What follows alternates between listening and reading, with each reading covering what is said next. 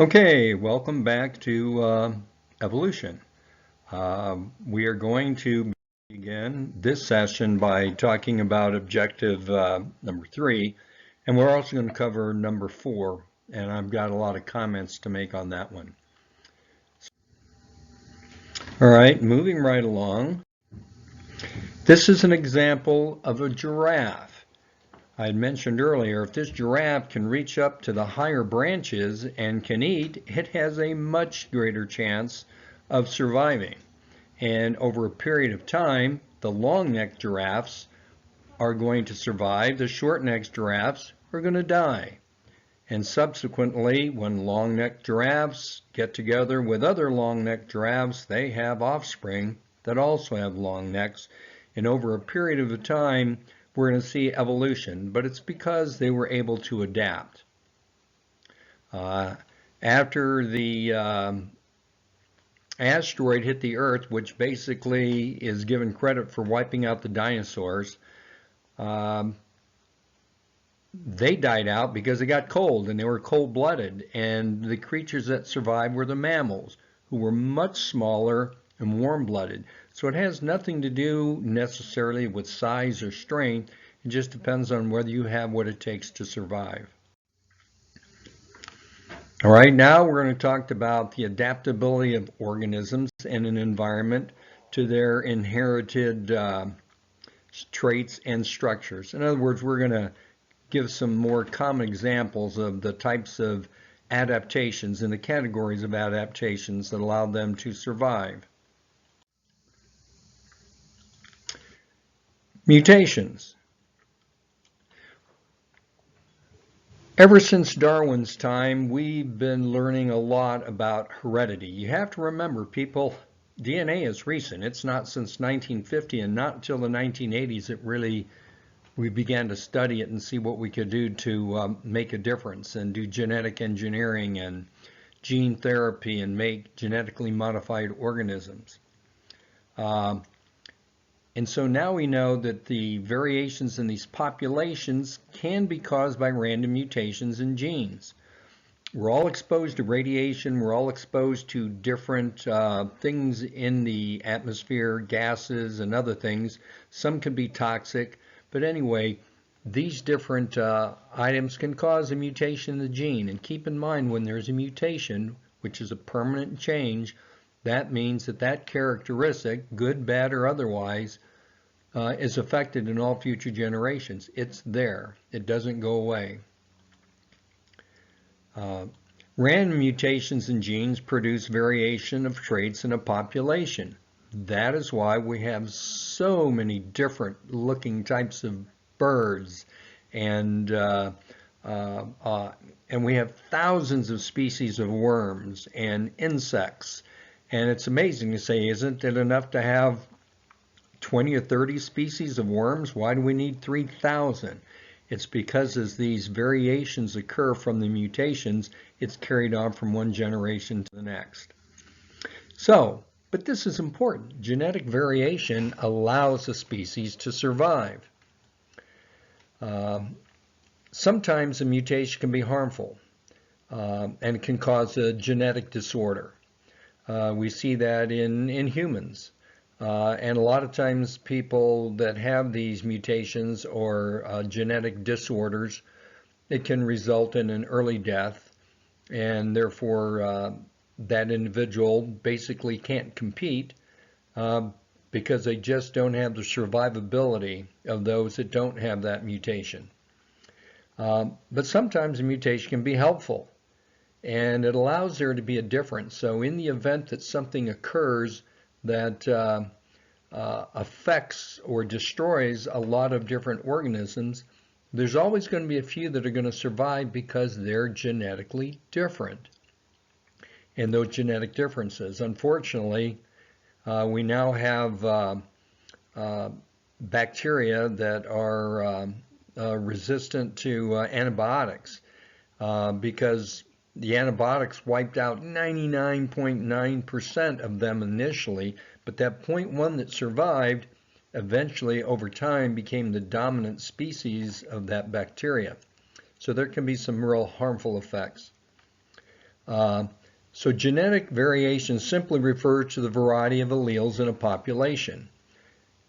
We all have a different combination of alleles for everything from hair color to eye color to how your hemoglobin works, and it gets very, very complex. We have over 100,000 genes in the human genome, and when you have 100,000, only identical twins have it the same. And then, of course, as we reproduce, you get half of each from each of your parents. And in a female, there winds up being 4 different eggs that are produced, the zygotes, and the same thing with the sperm. Each carries a half. So we continue to get this mixing that goes on. And the gene pool is basically all the genes in a population of organisms. So we can see the gene pool in first period 7th grade science, or 8th period 8th grade science, or 7th period anyway, but it doesn't matter. You understand what we're talking about. All right, these are other things that affect how often alleles will occur. Migrations. People move in and out. When we have people who move into the class or move into the area, they join our classroom. They join Utah County or Lehigh or American Fork or Orem or wherever, and that changes it. Now, humans move around and can move around quite a bit, but the same thing happens in herds of animals as they migrate, as they move together. You'll find combinations of flocks that get together for survival purposes or social purposes, or to reproduce and have more offspring. Genetic drift.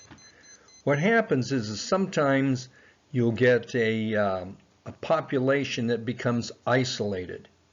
Maybe there was some sort of a volcanic activity, or a group of birds moved to an island, as in the Galapagos. And over time, over the multiple generations, we're not talking about a half a dozen or 10, we're talking about hundreds or thousands or tens of thousands of generations. That's what happened in the Galapagos, and that's why all those finch developed into a new species. That means those finches are unable to mate or reproduce with finches of other species. So that's how that's one of the telltale signs as to when you have a new species.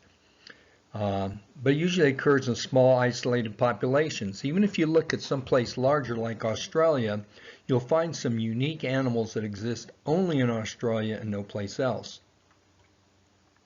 Competition. Everything is out competing. Sometimes within the same species, sometimes you have interspecies competition. So you can have squirrels all trying to get the same nuts, or you can wind up having squirrels and blue jays trying to get nuts, and so that's interspecies competition. So depending on who wins out on that will affect the size of the gene pool. Climate change. This is especially significant now. And we can see it a lot in plants. As things get warmer or colder over time, plants can survive or they can flourish depending on how that change occurs. And so you'll see some places where plants have totally taken over, and you can see other places where the plants simply don't exist. If you've ever done hiking in the Utah mountains, you know what it's like when you get above the tree line. Those trees cannot survive after a certain point. And then we have what we call environmental pressure. Things usually that are caused by man that affects the survivability of different species, and we'll talk about that more in just a minute. And then we have what's called non-random mating, and I'm going to explain that in this next slide. All right, random versus non-random mating. In random mating, in this case, you have a dark brown that can get with a light brown or a tan, or another dark brown or an almost a yellowish brown. And what happens with non-random mating, they can mate with any one of them, or with random mating. In non-random mating, it's when one form meets with another form, and basically they're going to produce the same offspring. For the longest time, humans were that way. Japanese only, married Japanese. Caucasians only married Caucasians. Black people or Africans only would have offspring with others. Now that's changed in the last, probably really not more than about 100 years, where we start to see a lot more crossing within the human population. But you still see, generally speaking, people of like color wind up marrying the same by and large. Doesn't have to be that way because we have a greater choice. With insects and animals, we don't necessarily understand the drive and the desire, but if you remember from some of the videos on adaptations, like the blue booby and the elk that were confiding each other to try and become, attracted to the females. Now let's talk about environmental pressure. The classic case is a peppered moth. If you look at this moth over here, you can see it looks like it was white and was doused with pepper. And then you have another one that's totally dark. What happened was they started off very, very light. And what would happen is if any dark ones were born, kind of like the red-headed stepchild that you sometimes hear from, then they're more easily seen. But if it changes and it gets dark in the background, then the dark ones will blend in. And so what happens is, as you have this intermixing, depending on the background of the environment is going to depend on the survivability. Let me go back. What happened, I guess it won't let me go back, so I'll just talk about that other slide. What happened is a peppered moth was basically light colored. And then when man came in and we hit the Industrial Revolution and we started to have factories that spewed out smoke and that soot started to coat everything, the background became dark. And now all of a sudden the white moths, or the lighter colored moths, were more easily seen, and they were the ones who were eaten by predators. Now as we've cleaned things up, things are getting more clean, and the dark ones are more easily seen. So you can see that evolution can go in both directions, primarily based on natural selection. All right, we're going to wrap this up, and I don't know if you can see this really well, but basically it shows this hypothetical species of beasts. There's some sort of geologic activity that creates a new river. Now they can no longer get to each other, and over a millennia, the ones on this side in the flat areas look much different than the ones that are towards the mountains. So this is how a new species forms. And so that wraps up this video presentation. I hope you learned something. Don't forget there's Mr. Parsongs and other videos that are on the Google Classroom and also on my wiki page if you want to get more information.